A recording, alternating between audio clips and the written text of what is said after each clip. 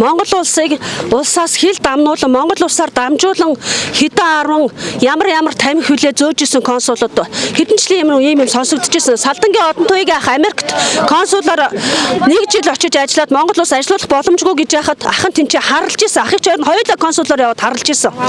Элчингүүд маш олон хэрэг хийдэг өнөөдөр. Энэ хүмүүстээр яагаад түүл юм яллах дүнэлтэд гарахгүй байгаа? Мөнх Эрдэнэ гэдэг хүн болвол сонгуулиар маш том PR хийх хүн байсан. Сонгуулиар бүх хулгайчдыг тойрог дээр нь очиж дэвшүүлэхгүй үнэнгийн яриад явах хүн байсан юм аа. Өнөөдөр Монголын энэ хонглын шүүхээр энэ хаалгаар маш олон залуучуудыг 461 дээр авч явж гин, хорих руу авч явж гин. Нүдэндээ нулимстай ээж аваад маш олноороо гарч ирж гин.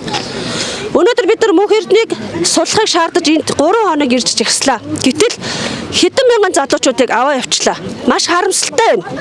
Эмээнэрээ, ээж нараа, өвөө эмээ нараа, Монголын залуучуудаа өнөөдөр Монголоо гэсэн цустай хүн болгоно нэгнээ хамгаалахгүй бол харийн бодлогоор дэндүү аимшигтай яргалал явж байгаа юм байна шүү гэдгийг л одоо үүгээр хэлье да.